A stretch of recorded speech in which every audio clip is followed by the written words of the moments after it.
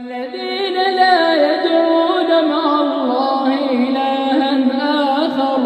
ولا يقتلون النفس التي حرم الله إلا بالحق ولا يزنون ومن يفعل ذلك يلقى أثاما يضاعف له العذاب يوم القيامة ويخلد فيه مهانا إلا من تاب وآمن وعمل عملا صالحا فأولئك يبدل الله سيئاتهم حسنات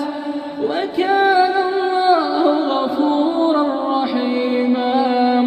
ومن تاب وعمل صالحا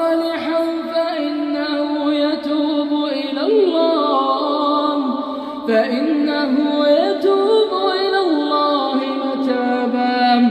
والذين لا يشهدون الزور وإذا مروا باللغو مروا كراما والذين إذا ذكروا بآيات ربهم لم يخروا عليها صما وعميانا والذين يقولون ربنا هب لنا من أزواجنا وذرياتنا قرة أعين واجعلنا للمتقين إماما أولئك يجزون الغرفة بما صبروا ويلقون فيها تحية وسلاما خالدين فيها حسنت مستقرا ومقاما قل ما يعبأ بكم ربي لولا دعاؤكم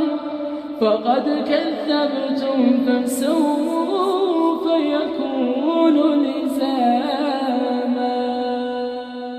تبارك الذي جعل في السماء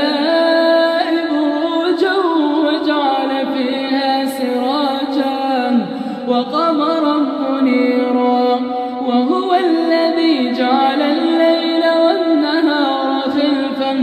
خلفة لمن أراد أن يذكر أو أراد شكورا وعباد الرحمن الذين يمشون على الأرض هونا وإذا خاطبهم الجاهلون قالوا سلاما والذين يبيتون لربهم سجدا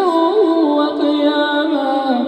والذين يقولون ربنا اصرف عنا عذاب جهنم إن عذابها كان غراما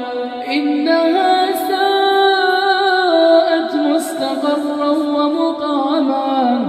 والذين إذا